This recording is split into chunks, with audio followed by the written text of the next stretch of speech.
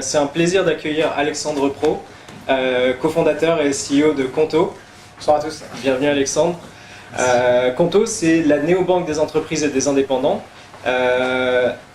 Et Alexandre va partager avec nous comment la growth s'est organisée chez Conto, quelle est un peu sa vision du métier de growth et comment il a réussi à transmettre cette vision-là à ses équipes, aux nouveaux arrivants qui sont de plus en plus nombreux, je crois, chez vous ces derniers temps. Déjà pour démarrer, est-ce que tu peux peut-être nous rappeler l'histoire de Conto, quelques chiffres? Oui, bien sûr. Donc Conto, en 2 mots, on a créé la société il y a 2 ans et demi avec mon associé Steven Levy. On avait créé une première boîte ensemble en 2013, qui est dans un secteur complètement différent. Mais comme beaucoup d'entrepreneurs, comme beaucoup de petites entreprises, on a trouvé que c'était compliqué, cher et mal fait de gérer ses finances professionnelles avec une banque traditionnelle. Et donc quand notre première société a été rachetée en 2015-2016, on a été libéré de nos engagements et on s'est dit maintenant qu'est-ce qu'on fait, et on s'est dit on va s'attaquer à ce gros problème, à ce grand problème de la banque au quotidien pour les petites entreprises. Il y a eu beaucoup d'innovations et de fintech qui se sont créées pour faciliter le quotidien des particuliers, mais en revanche les PME, elles ont toujours été un peu abandonnées, on va dire, elles n'ont pas vraiment été bien traitées ni par les banques ni par les fintech. Et donc on s'est dit nous on veut se focaliser sur ce segment-là, c'est ces petites et moyennes entreprises qui n'ont pas d'outils adaptés à leurs besoins. Et c'est vraiment parti d'une frustration, d'un besoin qu'on avait vécu nous-mêmes en tant qu'entrepreneurs. Et donc au départ, on a été les premiers clients potentiels, on va dire, de notre service. Avant de se lancer, on a interrogé 150 PME autour de nous. Quand je dis autour de nous, c'était à la fois des gens qu'on connaissait, donc friends and family, mais aussi des petites entreprises, j'allais dire qu'on ne connaissait pas forcément, typiquement un restaurant, un café, un consultant, un chauffeur Uber, etc. Donc voilà, de petites entreprises unipersonnelles à des entreprises de 5, 10, 20, 50 personnes, et maintenant d'ailleurs des clients un peu plus gros que ça. Et ça nous a conforté, ça nous a confirmé l'hypothèse qu'on avait, que les petites et moyennes entreprises en France sont très déçues ou très frustrées par le service offert par les banques traditionnelles et que donc on pouvait faire beaucoup mieux. Donc c'est comme ça qu'on a lancé Conto en 2016, en tout cas on a fondé la société en 2016, on a lancé le service 8-9 mois après, en juillet 2017. Juillet 2017, ouverture du service. Aujourd'hui, donc 18 mois, un peu plus de 18 mois après l'ouverture du service, on a plus de 30 000 clients, donc TPE, PME françaises. Aujourd'hui, on est actif en France uniquement. On a une équipe qui compte 125 personnes, tout le monde à Paris, au bureau rue du Sentier, donc juste à côté. Et on a donc scalé toutes nos opérations et toute notre growth, en partie avec de l'argent qu'on a levé, puisqu'on a levé 32 millions d'euros depuis notre démarrage en 2016. Et la route est, j'allais dire, encore longue pour atteindre nos ambitions. Notre ambition, c'est vraiment d'être le leader européen de la banque pour les petites et moyennes entreprises. On va étendre le service au 2e trimestre de cette année en Allemagne, Italie, Espagne. Donc on est en train de recruter en ce moment à Paris, parce qu'on va centraliser les équipes à Paris, donc des Allemands, des Italiens, des Espagnols, pour faire simple, pour localiser et gérer la croissance, l'ouverture et la croissance dans ces pays, tout en continuant évidemment à scaler en France. Voilà un peu le contexte, on va dire, très, très rapide. Super.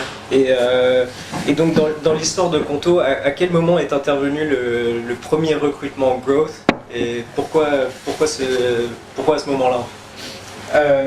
Alors le growth, en regardant rapidement les questions que tu avais suggérées, je me suis dit la première question c'est peut-être qu'est-ce que ça veut dire growth. C'est toujours un peu compliqué, en tout cas c'est un vaste sujet. Clairement je pense que quand on crée une boîte, surtout quand on est une start-up avec un objectif de croître vite, la growth c'est un peu la condition de la survie. Si on prend l'image de l'avion, la growth c'est un peu le fait qu'on décolle et qu'au bout de la piste on n'est plus posé sur le sol, mais on est en train de décoller, on est en train de monter et on va pouvoir voyager entre guillemets. Donc je pense que dès le premier jour, on a eu cette perspective ou cette idée de growth en tête. C'est-à-dire que évidemment sans produit, il n'y a rien à vendre. Donc il y a toute une phase et un cycle de construction du produit, du MVP, etc. Mais dès le début, on s'est dit, voilà, le produit qu'on va créer et qui va probablement prendre pas mal de temps à créer, puisqu'on est dans un univers réglementé, compliqué, technique, etc. Il faut bien qu'on s'assure en permanence que ce qu'on est en train de développer, le travail qu'on est en train de faire, il y a bien un moment où ça va se vendre, ou en tout cas être utilisé par des clients à la fin. Donc c'est pour ça qu'on a fait ces 150 entretiens dont je vous parlais il y a quelques minutes auprès de petites entreprises un peu prises au hasard, on va dire, autour de nous, et qu'ensuite en avançant, dès qu'on avait une maquette du produit, dès qu'on avait des premiers éléments à faire tester, on a itéré de manière vraiment très rapide, avec des boucles courtes avec tous ces entrepreneurs et toutes ces petites entreprises autour de nous, pour s'assurer que, in fine, ce qu'on était en train de construire allait bien leur servir, allait bien leur résoudre des problèmes, et qu'on allait pouvoir faire un vrai business et pas juste un joli produit que personne n'allait utiliser, quoi. Donc pour revenir à ta question, les premiers recrutements qu'on a fait, ça a été mon associé, il y avait mon associé et moi, donc on était deux, Steve et moi. On a recruté les deux premières personnes, c'était deux tech. Et la troisième personne qu'on a recrutée, c'était une personne avec un profil effectivement plus growth. Et donc très vite, on s'est dit, voilà, il faut qu'on avance sur les deux tracks, on va dire, en parallèle, toujours en ayant un lien, une communication vraiment étroite entre la partie business de l'équipe, on va dire, et la partie tech produit de l'équipe, parce que c'est la clé pour s'assurer qu'on avance bien dans le bon sens.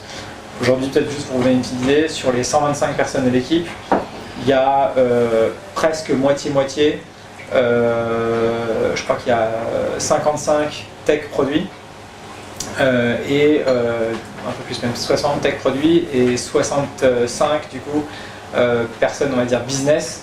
Business, c'est effectivement growth, marketing, sales, opération, back office et customer support. Et on a toujours, à la fois en termes de nombre de personnes, mais surtout en termes de communication et de place dans l'entreprise, on a toujours essayé d'avancer avec les deux vraiment bien en parallèle, quoi. Donc pour toi, le travail de growth chez Conto, en tout cas, ça a commencé avant même d'avoir obtenu une licence ou d'avoir une première version du produit. Bien sûr. Ok. Bien sûr. Ok. Et sur ce boulot-là, justement, c'était quoi les profils un peu des personnes qui ont accompagné Conto sur cette première phase? Enfin, c'était quoi les profils que tu recherchais ou que tu rechercheras aujourd'hui, si c'est les mêmes? Je pense que de manière assez traditionnelle, quand on commence, on veut avoir des gens qui soient le plus couteau suisse, on va dire, possible, avec la possibilité à la fois de pouvoir gérer des réseaux sociaux, faire des interviews avec des clients potentiels, contacter ou trouver des bêta-users ou des bêta-testeurs, s'assurer que le site, la landing page, etc. est bien joli, sexy, explique clairement ce qu'on fait, etc. Donc c'est vraiment un scope assez large. Et puis ensuite, en grandissant ou en avançant dans l'aventure, on a renforcé l'équipe avec des profils plus spécialisés, plus spécialistes, ou plus spécialisés, ou juste il y a une question aussi de temps et de bande passante, indépendamment d'être plus ou moins spécialisé. Quand les volumes explosent, il faut évidemment souvent plus de gens pour pouvoir tout attaquer de front, quoi. Et au démarrage, cette équipe-là, c'était quoi les métriques que tu leur faisais suivre ou qui suivaient au quotidien, sur lesquels ils essayaient d'impacter une croissance? Alors au début, c'était vraiment nombre de bêta-users. On a avancé, j'allais dire, assez pragmatiquement, un nombre de bêta-users, nombre de bêta-users qui utilisent vraiment le produit, donc un peu les frameworks, acquisition, activation, etc., classiques. Sur la partie Donc ça c'était pendant toute la partie, la bêta, peut-être pour redonner le contexte, la bêta a duré 3 mois à peu près, avec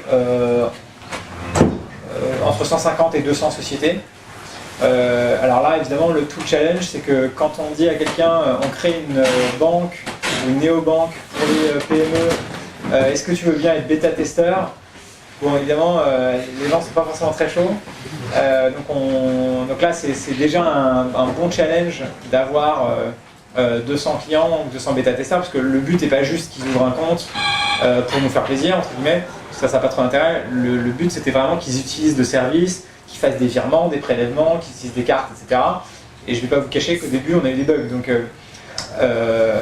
pas des bugs très graves, mais je sais pas, la transaction qui s'affiche pas, ou qui s'affiche avec un peu de retard, enfin, ce genre de choses.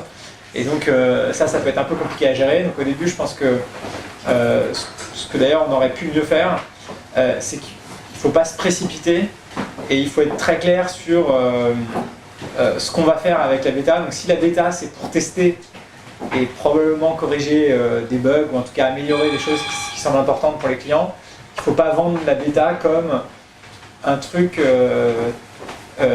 ultra VIP auquel on accède uniquement des journalistes parce que sinon on se tire une balle dans le pied, parce que si on a des journalistes qui testent quand il y a encore plein de problèmes, et nous ça nous est c'est un peu ce qu'on a fait, pas grave, mais nous on s'est dit c'est super si on a des journalistes qui font partie de la bêta, comme ça dès que le truc sera live ils pourront écrire un article positif et ce sera génial. Bon, en fait, ça marche pas exactement comme ça, parce qu'a priori, pendant la bêta, tout n'était pas parfait. Et donc, typiquement, ça, c'est quelque chose qu'après, on s'est dit, on aurait pu mieux faire ce point-là. D'ailleurs, là, on va lancer dans de nouveaux pays d'ici peu. Et clairement, on va choisir des, entre guillemets, amis pour tester. Alors, pas amis au sens, ils vont pas nous donner de feedback négatif, au contraire. Mais juste de se dire, voilà, c'est pas une opération de communication, c'est vraiment une opération de test et d'amélioration du produit. Il faut pas se tromper d'objectif. Et tu disais, tu faisais un peu au démarrage le contrepoint entre le tout démarrage et là où vous en êtes aujourd'hui. À quel moment est-ce que tu as senti, en tout cas sur la team growth, le passage à justement une phase de scaling? Quand est-ce que ça s'est fait ressentir très fort ce shift? Je pense que c'est venu, il y a sur 3 dimensions, c'est venu, j'allais dire, un peu en même temps. Quand le nombre de clients a commencé à vraiment exploser, quand le nombre de personnes dans l'équipe, growth, en général, mais en l'occurrence growth aussi, a commencé à vraiment augmenter, et quand on a eu les moyens financiers de mettre en place des outils, des outils et du coup une équipe plus importante. J'aurais peut-être dû dire ça au début. Aujourd'hui, il y a une quinzaine de personnes dans l'équipe Growth, et on a mis en place pas mal d'outils de suivi de ce qui se passe, d'organisation des données, etc. Un outil par exemple qui s'appelle Segment, qui doit parler à pas mal d'entre vous, qui est bien mais très cher. Donc typiquement ça c'est le genre d'outil qu'on n'aurait jamais mis en place au début, parce qu'on serait dit que ça valait pas vraiment, on n'avait pas les moyens de faire ça. Donc tout ça s'est fait un peu progressivement. Je pense qu'il y a un point très important dans l'équipe, donc dans cette équipe growth d'une quinzaine de personnes. On a un pôle growth engineer. Donc on a 3 growth engineers aujourd'hui qui, comme leur nom l'indique, sont des développeurs, donc des personnes tech, qui sont 100% dédiés à la growth. Et donc la growth, en tout cas chez nous, c'est pas juste entre guillemets des théories et du marketing, j'allais dire classique, avec des frameworks plus ou moins compliqués qu'on pourrait appliquer. Il y a vraiment du tech entre guillemets derrière la growth, donc on essaye d'automatiser et d'optimiser au maximum tout ce qu'on fait. Donc ça c'est un point effectivement très important par rapport à ce qu'on a construit. Et puis un autre point, c'est qu'on a dans l'équipe growth aussi une personne qui s'occupe de toute la partie BI, donc Business Intelligence. Et donc on a en fait dans l'équipe growth, on a pas mal d'outils, au sens de personnes et aussi d'outils techniques, pour avoir une bonne visibilité sur ce qui marche pas, d'avoir pas mal d'indicateurs à chaque étape du funnel, pour le dire vite, sur voilà, qu'est-ce qu'on peut encore améliorer, où est-ce qu'il y a potentiellement des choses qu'on pourrait tester facilement, etc. Et ensuite, on les teste nous-mêmes, entre guillemets, au sens équipe growth, sans avoir à aller batailler, parce que c'est souvent le risque, avec l'équipe tech, en disant est-ce qu'on ne pourrait pas changer ça sur le site, faire ça, etc. Et souvent, ce qui se passe quand ça c'est centralisé dans les équipes tech, c'est que l'équipe tech dit ah non, nous on est en train de construire le produit, on est occupé, on n'a pas le temps, etc. Ce qui est pas faux. Hein. Et du coup, il y a toujours un peu ce risque de conflit d'intérêts, on va dire, ou de problème de priorisation. Et le fait d'avoir des personnes tech dans l'équipe growth, de ce point de vue-là, je pense, nous aide beaucoup, quoi. Parce que les deux grands modèles pour organiser une activité growth dans sa boîte, en gros, c'est avoir, comme tu le décris, une équipe autonome ou des gens qui font de la growth au sein de chaque équipe. Et donc, toi, tu as opté pour ce premier modèle-là. Ouais. Et comment dire, les difficultés que tu as senties en mettant en place justement cet orga, c'était... Pardon, je dis oui parce que pour faire vite, on a effectivement cette équipe growth dont l'objectif et les indicateurs sont de faire grossir la boîte en termes de, pour faire très vite, en termes de nombre de clients et de chiffre d'affaires. Mais c'est important et c'est une des 4 valeurs de Conto qui est teamwork.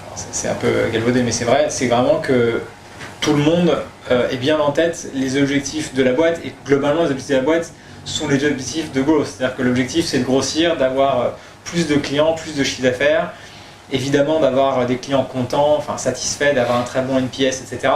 Mais ça c'est très lié avec le nombre de clients et avec le chiffre d'affaires. Dans chaque équipe, que ce soit l'équipe tech, l'équipe produit, l'équipe opération, etc., tout le monde a bien en tête les objectifs. Je crois qu'on a eu un All-Hands mensuel le premier mardi du mois, donc on en a eu un ce matin, et les deux objectifs importants, j'allais dire, qu'on communique au niveau de l'équipe et de la boîte, c'est le nombre de clients et le chiffre d'affaires. Et après, il y a beaucoup de choses qui sont liées à ça. Donc dans chaque équipe, tout le monde a bien conscience que voilà, on veut grossir, on veut scaler. Et donc dans l'équipe produit, en l'occurrence, si on dit un des outils pour scaler, ça va être le programme de parrainage, les différents stakeholders, comme on dit, ont bien en tête que le parrainage, c'est pas juste pour faire joli ou parce qu'il y a un défi technique derrière, c'est évidemment parce que derrière, ça va rapporter des clients, du business et nous aider dans nos objectifs de croissance et de growth, quoi. Donc pour toi, l'un des conseils que tu donnerais peut-être aux entrepreneurs qui mettent une team growth, c'est d'essayer d'avoir des objectifs globaux sur toutes les équipes, de sorte à ce que les objectifs de cette équipe-là, qui sont en général assez court-termistes, assez opportunistes aussi, ne viennent pas en conflit avec les objectifs peut-être plus long terme des équipes comme le produit, comme le succès. Je sais pas, enfin je dirais pas que les objectifs de l'équipe growth sont court-termistes. Nous les objectifs qu'on s'est fixés en tant que boîte, en tant qu'équipe, c'est d'avoir X milliers de clients, X millions d'euros de chiffre d'affaires, Y millions d'euros de chiffre d'affaires, à horizon fin d'année. Et donc on se met on voit quel est le meilleur moyen collectivement, donc à 125 aujourd'hui, d'arriver à ces objectifs. Il y a d'autres éléments, un des gros éléments cette année, c'est l'ouverture de 3 nouveaux pays. Mais en gros, ça, c'est les objectifs très high level pour l'équipe. Et puis ensuite, évidemment, on décline ça un peu en mode OKR, on va dire, au niveau de chaque équipe, pour y arriver. Mais pour moi, l'équipe growth, elle est, j'allais dire, elle doit avoir à l'esprit le côté business de la société, et donc être un peu la caution entre guillemets business de ce qu'on fait, parce que le risque, je pense, quand on est dans une start-up et qu'on fait de la tech et qu'on a une équipe tech importante, c'est que on puisse quelquefois se laisser un peu embarquer dans on fait entre guillemets le plus beau produit pour se dire c'est super, on a fait le plus beau produit, mais en fait le plus beau produit c'est pas forcément le produit le plus utile ou le plus aimé des clients, et du coup c'est probablement pas celui qui va générer le plus de croissance. Donc c'est bien voilà, d'avoir une équipe qui a ça en tête et qui suit au quotidien les métriques et la manière dont le business se développe, quoi. Ok. Et donc toi, sur ta vision du métier de growth, un peu, c'est quoi les conditions du succès quand tu es dans une équipe growth et que tu arrives dans une boîte où c'était pas forcément une activité qui était là au préalable? Comment est-ce que tu fais en sorte que cette équipe arrive à tenir des objectifs, justement même à construire une roadmap pour les membres de cette équipe-là? C'est une vaste question. Je pense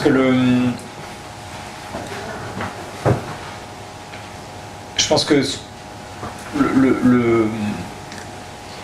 on va revenir peut-être à la définition, est-ce que ça veut dire growth. Growth pour moi, ça veut dire, de manière très simple, que l'objectif de cette équipe ou de ces personnes est de faire grandir le business, et que, a priori, quand même deux, c'est ceux qu'on a choisis, hein, donc le nombre de clients. Alors après, on peut voir est-ce que c'est clients actifs, est-ce que c'est clients très actifs, etc. Mais en gros, nombre de clients, nombre d'utilisateurs et le chiffre d'affaires. Alors dans certains cas, ça va pas être le chiffre d'affaires, mais ça va peut-être être la marge ou les commissions. Enfin, ça dépend évidemment des business. Mais je pense que un nombre de clients et un indicateur monétaire, enfin en euros, sont quand même les bons indicateurs pour quelqu'un qui fait de la grosse. Et ensuite, évidemment, ça peut être sur des segments particuliers ou sur une géographie particulière, etc. Mais donc l'objectif, c'est quand même de faire du business, quoi. Et donc growth, pour moi, c'est vraiment de faire grossir le business avec les leviers qui sont ceux de cette personne. Donc ça dépend évidemment beaucoup du contexte. Mais je pense que le point, c'est de grossir et de trouver les bons canaux, les bons leviers pour grossir. Donc growth, ça peut être aller à un meet-up ou un je sais pas quoi, chez WeWork ou à Station F, si on fait par exemple du B2B comme c'est notre cas à nous. Si il y a un autre endroit, demain il y a le salon des entrepreneurs qui se déroule, donc quelqu'un qui voudrait lancer un service à destination des entrepreneurs, la première étape de growth, c'est peut-être d'aller avec sa tablette ou son petit cahier et d'aller rencontrer des clients et voilà, en avoir 5, 10, 15, 20, c'est un peu la première étape de growth. Et puis après, évidemment, il y a tous les mécanismes d'automatisation, d'industrialisation entre guillemets pour grossir vite et bien. Donc ça dépend évidemment à quel stade on se place, mais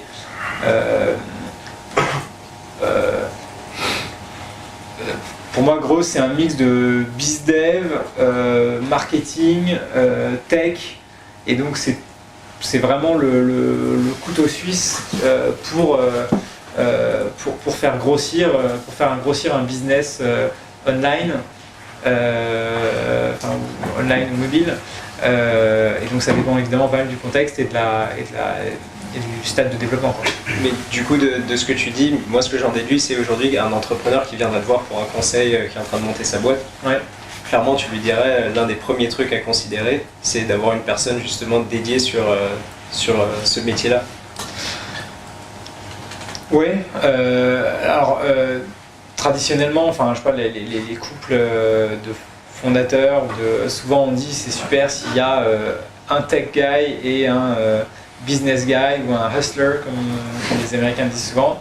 Je pense que ce hustler c'est probablement le growth, le premier growth, la première personne growth, c'est probablement un des fondateurs ou le fondateur qui doit tenir cette casquette grosse. Et puis évidemment après en recrutant, il y a des profils qui vont pouvoir se dédier à ce scope, quoi. Et avoir une équipe aussi nombreuse dans sa boîte, comme tu le disais, chez vous c'est 15 personnes. Est-ce Est-ce que pour toi ça a un impact sur la culture de la boîte? Est-ce que c'est quelque chose qui est vraiment, il y a un avant et un après growth dans l'équipe ou dans l'histoire de sa boîte? Nous, il n'y a pas vraiment avant-après, parce que dès le début, on a eu cette équipe growth et on a pris en compte, on va dire, ces problématiques ou ces aspects growth dès le début. Mais je pense que, en tout cas, si je me base sur les 2 dernières années de Conto, c'est clair que surtout dans un projet qui est compliqué, où les choses prennent du temps, parce que techniquement, monter une banque c'est compliqué, parce que avoir les agréments nécessaires c'est compliqué, c'est loin, etc. Il y a un risque de se déconnecter un peu de ses clients ou de ses clients potentiels. Et donc, encore une fois, l'équipe growth elle est là pour dire attendez, là c'est super marrant ce que vous êtes en train de faire, c'est peut-être très technique, c'est peut-être très joli, etc. Mais nos utilisateurs ils veulent pas ça, quoi. Les utilisateurs ils veulent cette fonctionnalité qui est demandée depuis longtemps, ils veulent un truc simple, ils veulent un truc pas cher, enfin j'en sais rien, mais voilà, un mix de choses. Et donc un peu d'être la caution, encore une fois, de représenter le client. Donc ça c'est le premier angle. Et puis après le deuxième angle, c'est de dire pour grossir vite, il y a vraiment des choses à avoir en tête, sur lesquelles travailler, qui sont encore une fois pas forcément les plus sexy. Donc typiquement le programme de parrainage, ça c'est quelque chose sur lequel on a travaillé probablement un peu trop tard. Au début on le faisait vraiment à la main, enfin, on pouvait dire voilà, je voudrais recommander un ami, je voudrais recommander Conto à un ami, mais franchement c'était pas très bien fait, ça marchait mais c'était pas très bien fait. Et puis on se disait tout le temps ouais on pourra le faire plus tard, l'important c'est le produit, etc. Et évidemment si on veut grossir, c'est important aussi d'avoir ce qu'il y a autour du produit pour permettre de grossir plus vite. Et donc c'est encore une fois dans notre expérience, c'était vraiment très important d'avoir une équipe qui est dédiée sur ces sujets et qui se dit moi mon objectif c'est entre guillemets pas de faire le meilleur produit, mais vraiment de faire la meilleure croissance avec le produit qu'on a actuellement, quoi. Et donc c'est un angle un peu différent et une manière de voir les choses un peu différente. Ok. Et à mesure que du coup la solution évolue et peut-être que le marché devient plus mature, les leviers changent, les techniques changent. Chez Conto, ça ressemblait à quoi cette évolution du tout démarrage versus aujourd'hui les expériences que peut mener la team? Alors au début effectivement c'était très, comme je le disais un peu, très artisanal exactement, et puis vraiment très offline aussi, ce qui est un peu lié, hein. On allait voilà, dans un meet-up, on allait, je me souviens, une des premières missions growth qu'on a faites, c'était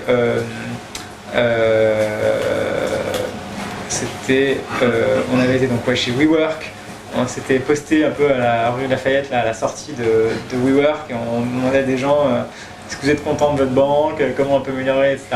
Et ça c'est déjà voilà, évidemment les feedbacks qu'on a eu à ce moment-là étaient très intéressants. Ensuite il y a des moments où on disait, enfin je sais pas, on a dit je t'offre une bière si tu me donnes du feedback pendant 10 minutes sur ta banque professionnelle, etc. Enfin, donc on a fait pas mal de fois des trucs comme ça qui franchement marchent, c'est un peu la technique de base mais qui marchait assez bien. Et puis effectivement maintenant on a beaucoup organisé l'équipe et avec des outils et des moyens qui sont très différents. La grande différence aussi aujourd'hui, c'est que comme on a déjà des dizaines de milliers de clients, en fait on utilise beaucoup les feedbacks de nos clients, j'allais dire les feedbacks proactifs de nos clients, ou bien nous-mêmes on va en appeler, en contacter certains pour avoir des feedbacks encore plus précis. Et évidemment maintenant on utilise beaucoup ces éléments-là pour faire mieux et pour grossir encore plus vite. Et puis de la même manière avec les données, à la fois les données qu'on a, il y a plusieurs choses, mais le volume de données qu'on a et l'historique qu'on a, parce qu'il y a un peu les deux éléments, on voit aussi dans la durée ce qui a l'air de marcher, ce qui fonctionne moins bien. Les cohortes, on peut les comparer, on peut faire plus d'A/B testing, etc., etc. Donc il y a aussi des choses qui prennent du temps juste parce que quand on n'a que 500 clients et 3 mois d'historique, en fait on voit rien, on peut rien voir. Quand on a 2 ans d'historique et des dizaines de milliers de clients, c'est beaucoup plus facile de se dire ah ouais, effectivement maintenant on voit que les clients qui sont dans ce secteur-là, ils sont beaucoup plus rentables, ils sont beaucoup plus fidèles, quel que soit le métrique qu'on regarde, et c'est évidemment très utile de faire ça. Peut-être pour revenir sur ta question, aujourd'hui donc les 15 personnes de l'équipe, on a organisé l'équipe en différents pôles. Il y a un pôle qui est sur la partie acquisition. Donc là, acquisition, l'objectif, pour être rapide, c'est d'avoir un maximum de gens qui viennent sur le site ou sur mobile et qui cliquent sur ouvrir un compte. C'est ça vraiment l'objectif pour le simplifier au maximum. Ensuite, on a une deuxième équipe qui s'appelle l'équipe monétisation. L'équipe monétisation, elle est sur la partie d'après dans le funnel, c'est-à-dire entre le moment où le client potentiel a cliqué sur ouvrir un compte et en fait le moment où il a véritablement ouvert son compte, validé son compte avec les documents justificatifs qui vont bien et où il commence à utiliser le produit, le service et du coup à générer des revenus. Et du coup à générer, l'objectif de l'équipe monétisation, c'est d'avoir un maximum de revenus par client. Donc c'est le deuxième pôle. On a un troisième pôle qui s'occupe de toute la partie communication, PR, réseaux sociaux et partenariats avec, on va dire, l'écosystème qui est le nôtre, donc avec tout ce qu'on peut avoir en tête, notamment un partenariat. On a fait un partenariat par exemple avec Legal Start, toute la partie création d'entreprise. Il y a des partenariats avec des experts comptables, puisqu'ils sont très liés à l'activité de Conto, qui a pour but de simplifier à la fois toute la partie bancaire, financière d'une petite entreprise, mais aussi simplifier toute la gestion comptable. Donc les experts comptables sont à la fois des gros utilisateurs de Conto, directement ou indirectement, et aussi des gros prescripteurs. Donc il y a vraiment un intérêt growth à être bien, j'allais dire, proche des experts comptables et de comprendre leurs préoccupations, leurs feedbacks sur le produit. Et puis, donc il y a une partie product marketing qui, par définition, a pour objectif de bien mettre en valeur ce qu'on fait avec le produit, les fonctionnalités, les avantages, il y a des choses un peu techniques dans le domaine bancaire. Donc l'idée c'est vraiment de simplifier, de clarifier au maximum pour qu'il n'y ait pas de surprise de nos clients. Et puis donc ces quatre pôles sont, on va dire, supportés par l'équipe de Growth Engineers qui, selon les besoins, va pouvoir aller apporter son savoir-faire, son expertise, on va dire, technique pour mettre en place les outils, les connexions, etc. qui vont bien. Sans dévoiler la recette miracle, s'il y en avait une chez Conto, est-ce qu'il y a eu un moment comme ça dans l'équipe où vous vous êtes dit ça y est, on tient un truc là qui marche vraiment bien? Il y a eu plusieurs moments, j'imagine, mais un où tu t'es vraiment dit là c'est assez spectaculaire.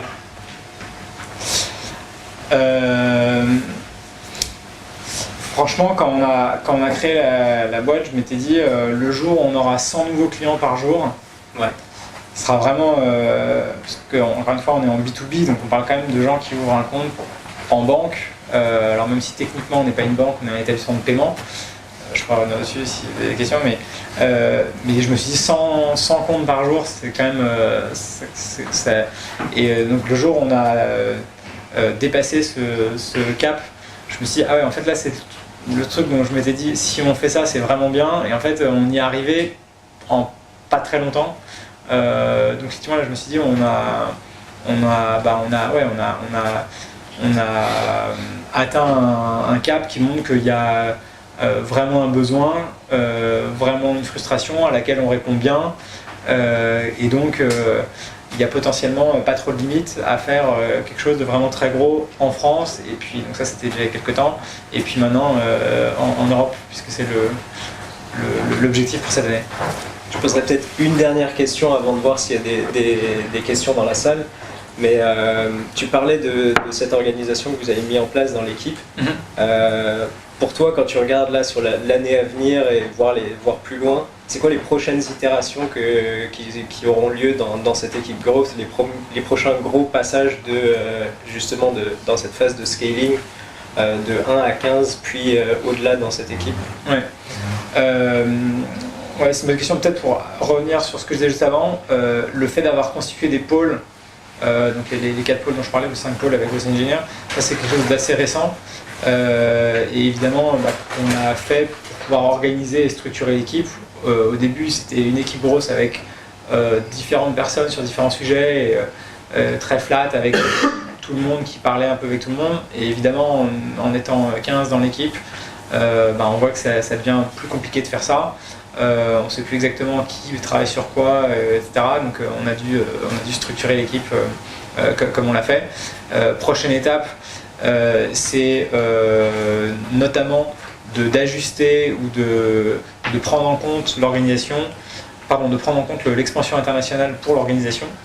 Et donc là, on va avoir des équipes pays, donc Italie, Allemagne, Espagne, puisque c'est les 3 pays qu'on va ouvrir un peu plus tard cette année, et d'avoir une organisation matricielle avec des compétences grosses par secteur, par verticale, comme j'ai expliqué il y a quelques minutes, et qui travaille bien avec les personnes des pays pour s'assurer que toute la partie CRM par exemple qu'on a pensé pour le marché français, comment on la localise bien pour le marché italien, à la fois avec les problématiques de langue, donc évidemment traduire les emails typiquement, mais aussi avec probablement des choses qu'il va falloir un peu ajuster, adapter pour être à un niveau de service aussi irréprochable dans les autres pays que ce qu'on a en France.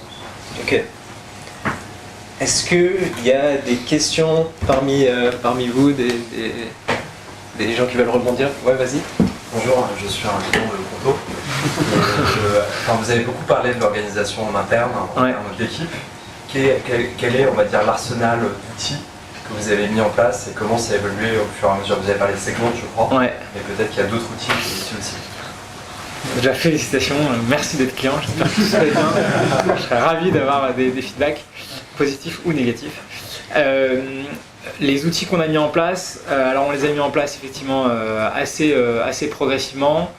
Aujourd'hui on travaille on utilise effectivement Segment, on utilise un service qui s'appelle Hull, on utilise pour toute la partie emailing, on utilise Customer.io. On utilise pour toute la partie Customer Support, on utilise Zendesk, c'est pas exactement grosse, mais il y a pas mal d'interactions.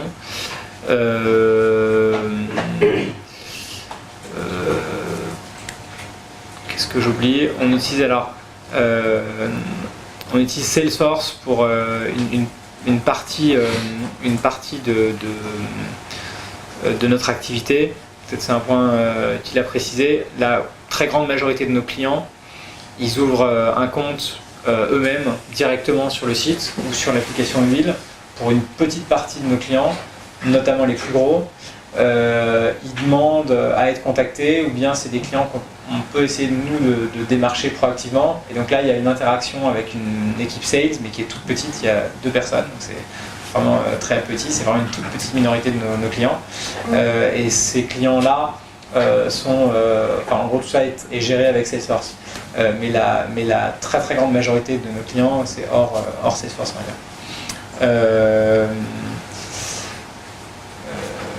Je crois que c'est les principaux points, les principaux outils, c'est cela. Une autre question peut-être? Ouais, vas-y. Je voulais savoir, vous avez offert quelle contrepartie pour les bêta users? Parce que j'imagine que dire viens tester ma banque, c'est... Ouais, c'est une bonne question. Je crois qu'il avait dit, mais peut-être que j'ai oublié de le dire. Donc la bêta évidemment était gratuite.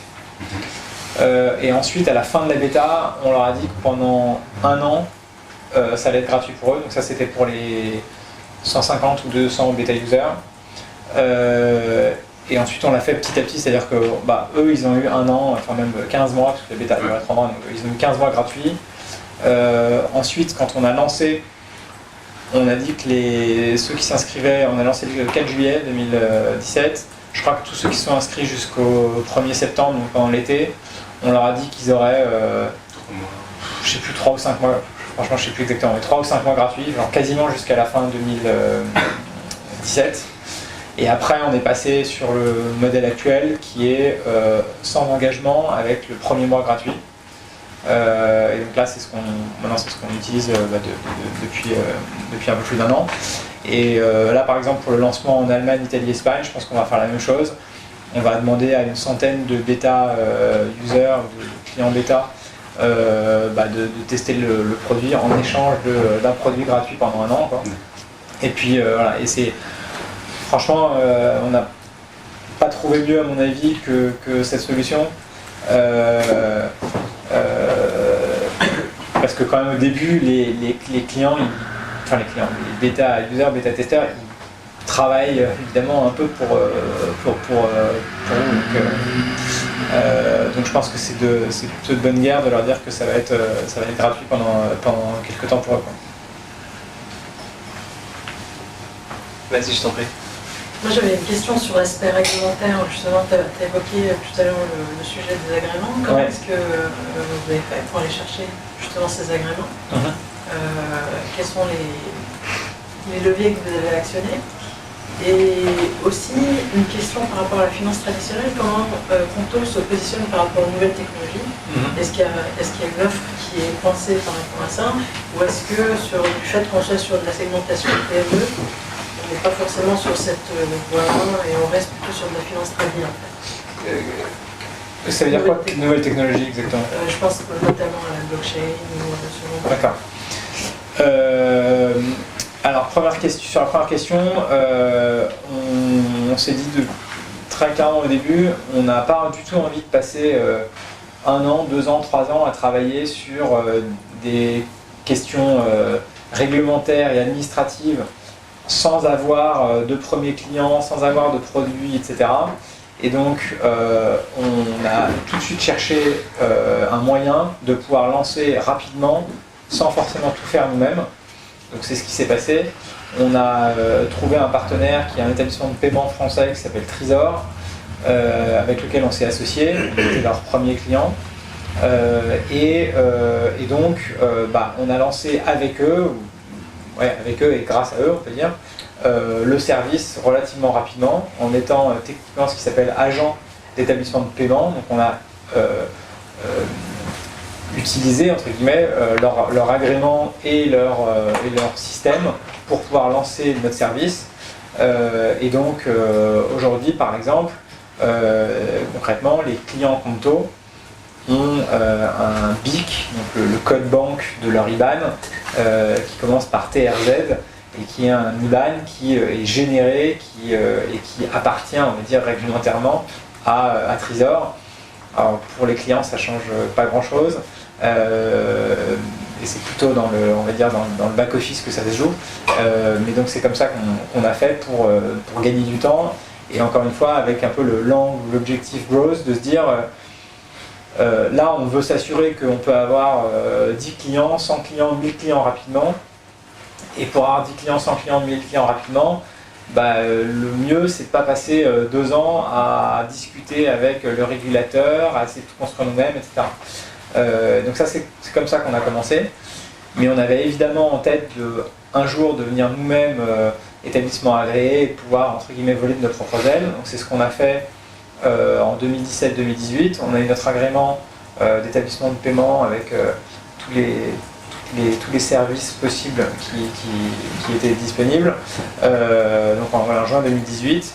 Et là, on est en train de construire notre plateforme pour pouvoir nous-mêmes gérer toute cette partie compte et réglementaire qui aujourd'hui est opérée par un de nos partenaires. Donc vraiment notre vision depuis le début, ça a été d'être extrêmement pragmatique et de se dire, entre guillemets, business, c'est peut-être growth first, et puis le reste, ça doit avancer en parallèle et soutenir cette croissance. Mais on s'est dit, on va pas passer 2 ans à construire une plateforme si on ne sait pas ce que ça va donner, quoi. C'est pour l'instant, je pense que ça répond à l'action.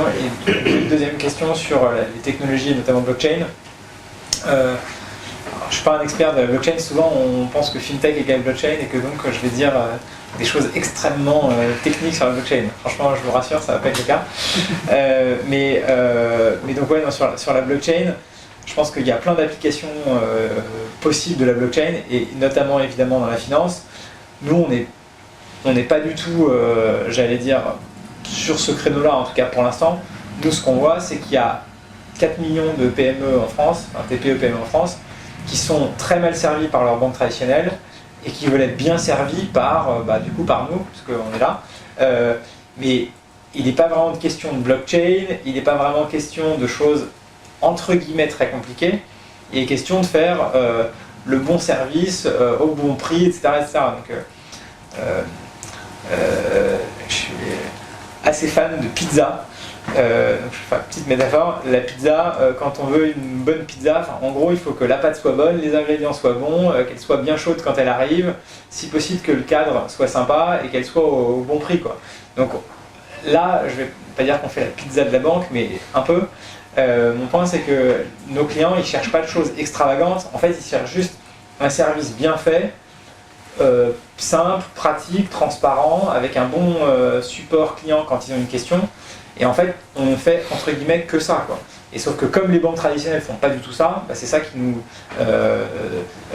génère beaucoup de nouveaux clients et une croissance très forte. Après, évidemment, on est vu notre positionnement et vu notre ADN, on regarde évidemment de très près ce qu'on pourrait faire avec des nouvelles technologies, de la blockchain, etc.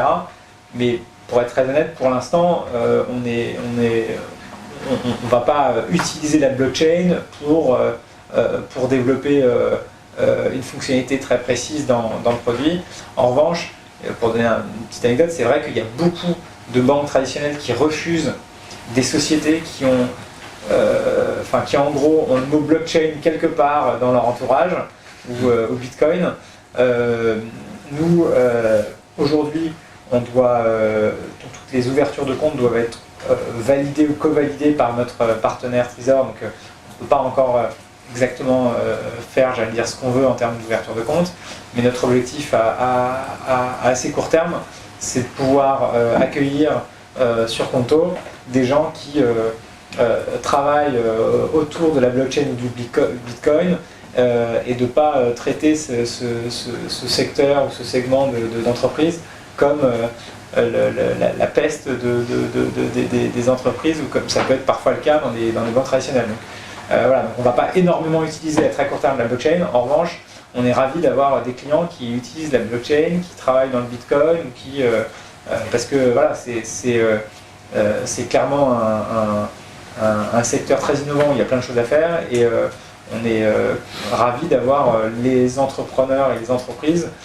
quelle que soit leur activité, évidemment en respectant la réglementation et tout ce qui va bien. Mais on n'a pas comme on n'a pas de problème d'ailleurs d'accueillir sur Conto des gens qui ont eu des entreprises par le passé qui n'ont pas fonctionné, qui ont dû être liquidées, etc. Il n'y a pas de délit, on va dire, de sale passé entre guillemets d'entrepreneur. Si on a eu un problème avec une entreprise précédemment, on peut quand même ouvrir un compte et réavoir une nouvelle expérience entrepreneuriale avec Conto. Ouais. Vas-y, je t'en prie. Salut, je m'appelle aussi, je suis à Lyon. Alors j'aurais 3 questions. Ouais. La première, pourquoi l'Espagne, l'Allemagne et l'Italie avant l'Angleterre? Ouais. La deuxième, c'est en Allemagne, il y a déjà N26. Ouais. Donc une partie pro, et les annonces sont écrites un peu compliquées. Ouais. Comment vous pensez gérer cette première concurrence que vous avez? La troisième, en grossissant, est-ce que vous devez vous séparer de votre partenariat avec Trésor? Est-ce que c'est une idée que vous avez? Ouais. Alors, pour répondre vite aux 3 questions, on a choisi l'Allemagne, l'Italie et l'Espagne parce que c'est les 3 autres gros marchés de la zone euro avec la France. Et en particulier le Royaume-Uni, il y a, comme on le sait tous, l'épée de Damoclès du Brexit, on ne sait pas trop ce qui va se passer, mais c'est quand même très probable que ça crée des complications pour une boîte dans le domaine de la fintech. Et en plus, le Royaume-Uni, c'est un système de paiement qui est différent et une monnaie qui est différente, indépendamment même du Brexit. Et donc c'est plus compliqué, pour le dire rapidement, d'ouvrir au UK que d'ouvrir en Allemagne. Donc ça c'est la première raison, première question. Deuxième question sur N26 en Allemagne. Je pense que N26, je ne suis pas dans leur tête, hein, mais de ce que je vois, ils sont quand même très focalisés sur le B2C. L'offre professionnelle qu'ils ont concerne uniquement les personnes physiques. Donc en fait, si on est micro-entrepreneur ou profession libérale, on peut ouvrir un compte professionnel sur N26. Si on est une société, une SAS, une SARL ou les équivalents allemands, on ne peut pas ouvrir de compte sur N26. Et nous, notre focalisation et la très grosse majorité de nos clients sont des entreprises. Donc il y a un overlap, en tout cas pour l'instant très faible, avec l'offre de N26. Et d'ailleurs, alors là je parle de la France, pas de l'Allemagne, mais nous on a pas mal de clients qui utilisent N26 pour leur vie personnelle et Conto pour leur vie professionnelle, donc il y a, pour leur société, quoi. Donc c'est beaucoup plus, en tout cas aujourd'hui, hein, et je ne sais pas ce qui va se passer à l'avenir, mais en tout cas c'est beaucoup plus complémentaire aujourd'hui que concurrent. Et la troisième question. Ah oui, pardon. Effectivement, le sens de l'histoire, c'est qu'avec notre agrément et les systèmes qu'on est en train de mettre en place, on puisse, en tout cas pour certains services ou pour certaines activités, pouvoir les réaliser nous-mêmes et ne pas devoir passer par un partenaire. C'est pas à très court terme, mais c'est probablement ce qui se passera dans quelques mois ou peut-être un peu plus, quoi. L'important pour nous, c'est de s'assurer qu'on propose le meilleur service à nos clients, et donc la volonté aussi d'avoir notre propre agrément, c'est pas juste une fierté pour dire on a eu un petit papier avec un joli tampon dessus, c'est vraiment de se dire on va apporter un meilleur service à nos clients. Pour vous donner un exemple, aujourd'hui quand on ouvre un compte, je vous le disais il y a quelques minutes je crois, on doit avoir la validation de nos partenaires de Trésor, et ça c'est un mécanisme qui peut prendre potentiellement 24 heures, voire quelquefois un peu plus. Si on a la possibilité de tout faire nous-mêmes, on va très probablement pouvoir réduire ces délais et donc faire des ouvertures de compte encore plus rapidement. Donc ça c'est pour la partie ouverture de compte. Et puis après, une fois que les clients sont live et sont sur la plateforme, le fait d'avoir nous-mêmes notre agrément, ça nous permet de créer des nouveaux services et des nouvelles fonctionnalités quand elles sont réglementées plus vite, puisque on est maître, on va dire, de notre destin. Et donc si on veut lancer une nouvelle fonctionnalité ou ouvrir par exemple au Royaume-Uni comme tu l'évoquais, ça dépend entre guillemets que de nous et pas d'un de nos partenaires. Donc ça nous donne plus de flexibilité, plus d'autonomie, et c'est évidemment pour ça qu'on l'a fait. Bon, une dernière question. Et vas-y, je t'en prie. Ouais, je reviens sur les problématiques de growth, et en particulier des ingénieurs. Alors, quels sont leurs profils, comment tu les attires et comment tu les manages d'un point de vue technique? Quels sont leurs profils? Tech, enfin... ouais, non mais Ouais, mais le commercial, c'est sale pour un tech, enfin pour la plupart des techs. Je pense